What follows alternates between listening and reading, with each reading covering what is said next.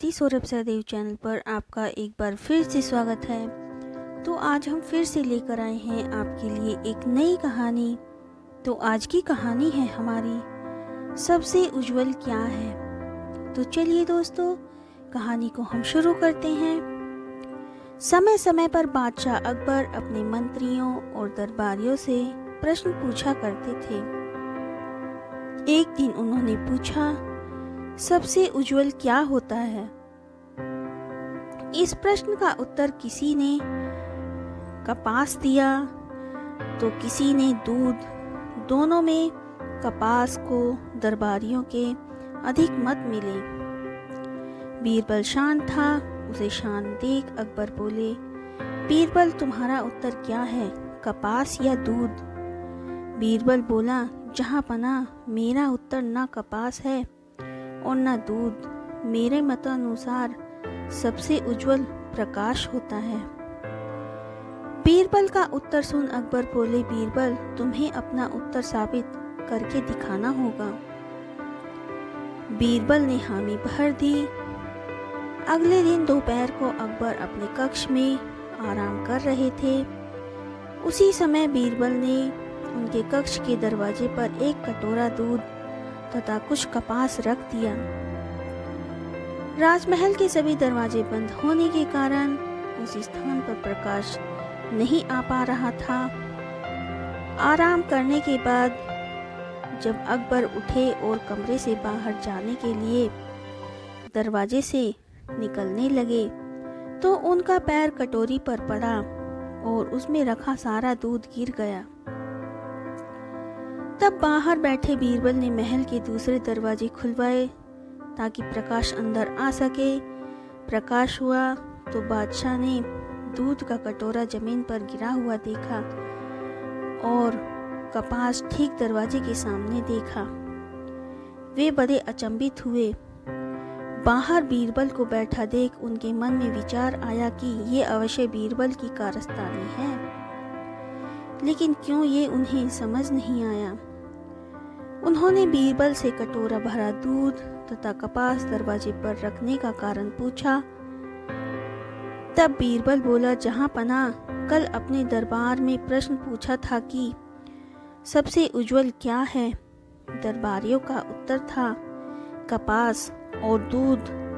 मेरा उत्तर था प्रकाश। मैंने अपना उत्तर प्रमाणित कर दिया। अकबर को उत्तर अब भी अस्पष्ट था।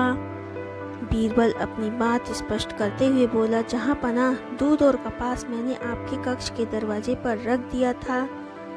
इनकी उज्ज्वलता पर किसी को शक नहीं है, किंतु बिना प्रकाश के ये चीजें दिखाई नहीं पड़ी। दरवाजा खोलते ही प्रकाश हुआ तो ये चीजें दिखाई दी। इससे स्पष्ट होता है कि प्रकाश सबसे उज्जवल है। तब अकबर बीरबल के उत्तर से संतुष्ट हो गए। बहुत समय पहले की बात है। एक घने जंगल के बीचों बीच एक बहुत ही सुंदर झील थी। उस झील में बहुत सारी मछलियां और केकड़ा भी रहते थे। वह सब बहुत खुशी से मिलजुल कर रहते थे। लेकिन हर रोज उस झील के किनारे एक सारस आकर मछलियां पकड़कर अपना पेट पूजा करता था। जब भी सारस झील के किनारे आ पहुंचता तब सारी मछलियों के बीच भागा दौड़ी शुरू हो जाती। ऐसे दिन बीतते गए। धीरे धीरे सारस बूढ़ा और कमजोर होने लगा। पहले की तरह वह शिकार भी नहीं कर पा रहा था। सारस बहुत दुखी होकर झील किनारे बैठ गया। सारस का यह हाल देखकर झील की मछलियां बहुत खुश हुईं। सारी मछली सारस के सामने तैरने लगे, पर सारस ने उन्हें कुछ नहीं किया, सिर्फ बैठा रहा। ऐसे कुछ और दिन बीत गए। सारस को ऐसे एक जगह बैठा हुआ देखकर केकड़ा सारस के पास आया और पूछा, भाई 2-3 दिन से देख रहा हूँ तुम यहाँ चुपचाप बैठे हो, एक भी मछली नहीं पकड़ी, खाना भी नहीं खाया, क्या बात है? केकड़े की बात सुनकर सारस फूट फूट कर रोने लगा। सारस ने कहा, क्या बताएं दोस्त, मैं बहुत ही दुखी हूँ। कुछ दिन पहले एक ज्योतिषी ने मुझे एक बात बताई कि बहुत ही जल्दी यह झील सूखने वाली है। बिना पानी के तुम सब कैसे जी पाओगे? तुम सब मर जाओगे।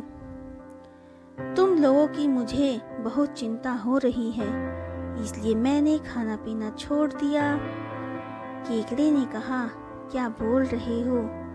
यह तो बहुत गंभीर और चिंता की बात है, मुझे सबको बताना होगा।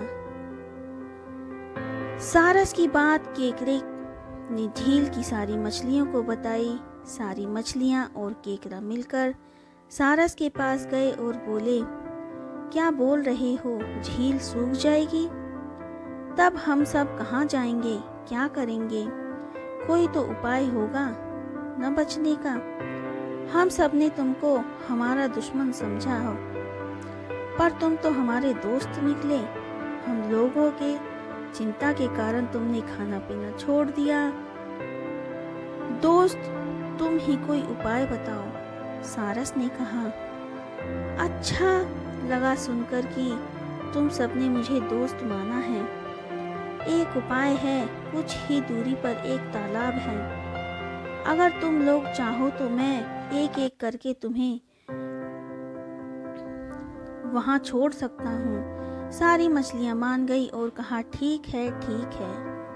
तालाब में पहुंचने के लिए अगले दिन से सारस एक एक मछली को अपनी चोंच पर लेकर जाना शुरू किया। ऐसे कुछ दिन बाद केकड़े की बारी आई। सारस केकड़े को लेकर रवाना हुआ। कुछ दूर जाने के बाद केकड़े ने सारस से पूछा, भाई यह तालाब और कितना दूर है? केकड़े की बात सुनकर सारस हंसने लगा और कहने लगा, तालाब कैसा तालाब? यहाँ कोई तालाब नहीं है। मैं तो खाने के लिए तुम सबको यहाँ लेकर आ रहा हूँ। इतने दिनों से मछली खा खा कर बोर हो गया हूँ। आज बहुत मजा आएगा तुमको खाकर। आसपास देखो, तुम्हारे सारे दोस्त की हड्डियाँ, अब तुम्हारी बारी है। यह बोलकर सारस एक बड़े से पत्थर पर आकर बैठ गया। सारस की बात सुनकर केकड़ा बहुत गुस्सा हो गया और अपने आप को बचाने के लिए अपने दोनों हाथों से सारस का गला दबा दिया और कुछ देर बाद सारस मर गया। फिर केकड़ा अकेले झील वापस आ गया और बाकी मछलियों को सारस की चाल के बारे में बोला और कैसे उसने सारस को मार डाला यह भी बताया। सारी मछली बहुत खुश हुए और निश्चिंत होकर रहने लगे। तो दोस्तों, इस कहानी से हमें यह शिक्षा मिलती है कि हमें हर काम सोच समझकर करना चाहिए और किसी की बातों में नहीं आना चाहिए। बहुत साल पुरानी बात है, एक धनवान राज्य में बहुत बड़ा और पुराना बरगद का पेड़ था।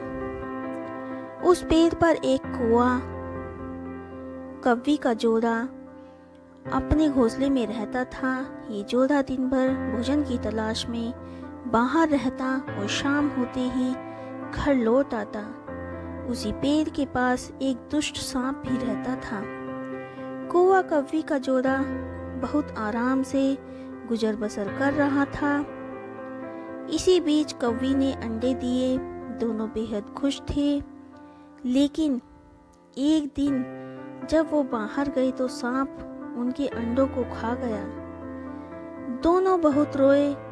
अब हर साल मौसम आने पर कव्वी अंडे देती और वो सांप मौका पाकर उनके घोंसले में आकर अंडे खा जाता। वो दोनों ही समझ नहीं पा रहे थे कि आखिर उनके बच्चों का दुश्मन कौन है, लेकिन जल्द ही वो समझ गए कि हो ना हो यह काम उस सांप का ही है। सांप तो अंडे खाकर चला गया, लेकिन कव्वी के दिल पर जो बीता वो सोचा भी नहीं जा सकता था। कौवे ने अपनी पत्नी को ढांढस बंधाया। अब हमें शत्रु का पता चल चुका है, तो हम कुछ उपाय भी जरूर सोच लेंगे। कोए ने काफी सोचा और अपने मित्र लोमड़ी से सलाह लेने दोनों उसके पास गए। लोमड़ी ने अपने मित्रों की दुख भरी कहानी सुनी। लोमड़ी ने काफी सोचने के बाद कहा, मित्रों, तुम्हें वह पेड़ छोड़कर जाने की जरूरत नहीं है। मेरे पास एक तरकीब है जिससे उस दुष्ट सर्प से छुटकारा पाया जा सकता है। लोमड़ी ने अपने चतुर दिमाग में आई तरकीब बताई। उन्होंने लोमड़ी को धन्यवाद दिया और अपने घर लौट आए। अगले ही दिन योजना अमल में लानी थी। दरअसल उस प्रदेश की राजकुमारी एक सरोवर में अपनी सहेलियों के साथ जल क्रीड़ा करने आती थी। उनके साथ अंगरक्षक तथा सैनिक भी आते थे। जब राजकुमारी और उनकी सहेलियां सरोवर में स्नान करने जल में उतरी तो योजना के अनुसार कौआ उड़ता हुआ वहां आया। उसने पहले तो राजकुमारी तथा सहेलियों का ध्यान अपनी ओर आकर्षित करने के लिए काव काव का शोर मचाया। फिर राजकुमारी तथा उसकी सहेलियों द्वारा उतार कर रखे गए कपड़ों व आभूषणों में से राजकुमारी का प्रिय हीरे व मोतियों का विलक्षण हार में से एक हार चोंच में दबाकर ऊपर उड़ गया। सभी सहेलियां चीखी, वह राजकुमारी का हार उठाकर ले जा रहा है। सैनिकों ने ऊपर देखा तो सचमुच एक कौआ हार लेकर धीरे धीरे उड़ता जा रहा था। सैनिक उसी दिशा में दौड़ने लगे। कौआ सैनिकों को उसी पेड़ की ओर ले आया। जब सैनिक कुछ ही दूरी पर रह गए तो कौए ने हार इस प्रकार गिराया कि वह सांप के खोल के भीतर जा गिरा। सैनिक दौड़कर खोल के पास पहुंचे तो वहां हार और उसके पास में ही एक काले सर्प को देखा। सैनिकों ने भालों से उस सांप के टुकड़े टुकड़े कर डाले और वो दुष्ट सांप मर गया। कौआ कवि बेहद खुश थे। तो दोस्तों, इस कहानी से हमें यह शिक्षा मिलती है कि शरीर से आप भले ही कमजोर हों, लेकिन सूझबूझ का उपयोग कर हम बड़ी से बड़ी ताकत और दुश्मन को हरा सकते हैं। बुद्धि का प्रयोग करके हर संकट का हल निकाला जा सकता है। एक समय की बात है जब शहर से थोड़ी दूर में एक मंदिर बनाया जा रहा था। उस मंदिर के निर्माण में लकड़ियों का इस्तेमाल किया जा रहा था। लकड़ियों के काम के लिए शहर से कुछ मजदूर आए हुए थे। एक दिन मजदूर लकड़ी चीर रहे थे। सारे मजदूर रोज दोपहर का खाना खाने के लिए शहर जाया करते थे। उस दौरान 1 घंटे तक वहां कोई भी नहीं रहता था। एक दिन दोपहर के खाने का समय हुआ तो सभी जाने लगे। एक मजदूर ने लकड़ी आधी ही चीरी थी, इसलिए वह बीच में लकड़ी का खूंटा फंसा देता है ताकि दोबारा चीरने के लिए आरी फंसाने में आसानी हो। उसके जाने के कुछ समय बाद बंदरों का एक समूह वहां आया। उस समूह में एक शरारती बंदर था जो वहां पड़ी चीजों को उल्टा पुल्टा करने लगा। बंदरों के सरदारों ने सभी को वहां रखी चीजों को छेड़ने से मना किया। कुछ समय बाद सारे बंदर पेड़ों की तरफ वापस जाने लगे तो वह शरारती बंदर सबसे बचकर पीछे रह जाता है और उधम मचाने लगता है। शरारत करते करते उसकी नज़र उस अधचिरे लकड़ी पर पड़ी जिस पर मजदूर ने लकड़ी का खूंटा लगाया था। खूंटे को देखकर बंदर सोचने लगा कि उस लकड़ी को वहां पर क्यों लगाया है, उसे निकालने पर क्या होगा। फिर वह उस खूंटे को बाहर निकालने के लिए खींचने लगा। बंदर के अधिक जोर लगाने पर वह खूंटा हिलने और खिसकने लगा, जिसे देखकर बंदर खुश होता है और जोर लगाकर उस खूंटे को सरकाने लगता है। वह खूंटे को निकालने में इतना मगन हो जाता है कि उसे पता ही नहीं चलता कि कब उसकी पूंछ दोनों पाटों के बीच में आ गई। बंदर पूरी ताकत के साथ खूंटे को खींचकर बाहर निकाल देता है। खूंटा निकलते ही लकड़ी के दोनों भाग चिपक जाते हैं और उसकी पूंछ बीच में फंस जाती है। पूंछ के फंसने पर दर्द के मारे चिल्लाने लगता है बंदर, और तभी मजदूर भी वहां आ पहुंचते हैं। उन्हें देखकर बंदर भागने के लिए जोर लगाता है तो पूंछ टूट जाती है। वह चीखते हुए टूटी पूंछ लेकर भागता हुआ अपने झुंड के पास पहुंच जाता है। वहां पहुंचते ही सभी बंदर उसकी टूटी हुई पूंछ देखकर हंसने लगते हैं। तो दोस्तों, इस कहानी से हमें यह शिक्षा मिलती है कि हमें न तो दूसरों की चीज़ों के साथ छेड़छाड़ करनी चाहिए और न ही उनके काम में दखल अंदाजी करनी चाहिए। ऐसा करने से हमें ही नुकसान होता है। एक दिन जंगल का राजा शेर अपनी सलाहकार लोमड़ी के साथ शिकार पर गया। उसने एक गधे को वहां से जाते हुए देखा। लोमड़ी ने शेर से कहा, महाराज, अगर आप गधे को ये संदेश भिजवाएंगे कि आप उसे संधि करना चाहते हैं तो वो आपकी गुफा में खुद ही चला आएगा। अरे गधे जी, हम आपसे दोस्ती करना चाहते हैं, क्या आप हमारे महल में आएंगे? वहां हम संधि करेंगे और आपके लिए भोज की व्यवस्था भी करेंगे। शेर की बात सुनकर गधा फूला ना समाया। वक्त पर वह शेर की गुफा में पहुंच गया। शेर ने एक ही झपट्टे में उसकी गर्दन दबाकर उसे ढेर कर दिया। शेर ने फिर लोमड़ी से कहा, जरा इस पर नजर रखना, मैं जरा एक झपकी लेकर आता हूँ, इसके बाद रात्रि भोज में इसे परोसना। कहकर शेर चला गया। लोमड़ी काफी चालाक थी, उसने गधे का दिमाग निकाल कर खा लिया। शेर जब झपकी लेकर आया तो देखा कि गधे का दिमाग भोज में नहीं है। उसने लोमड़ी से गुर्राकर कहा, ये क्या सलाहकार, इसके सर में तो दिमाग ही नहीं है।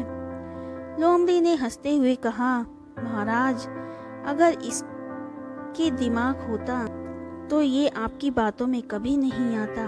गधों में दिमाग नहीं होता। लोमड़ी की बात सुनकर शेर मायूस हो गया और बिना दिमाग के गधे का भोज करने लगा। तो दोस्तों, इस कहानी से हमें यह शिक्षा मिलती है कि चतुर व्यक्ति के पास हर सवाल का जवाब होता है और वो अपनी चतुराई से किसी को भी अपनी बातों में ला सकता है।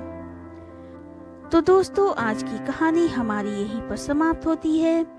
आज की कहानी आपको हमारी कैसी लगी हमें कमेंट करके ज़रूर बताएं।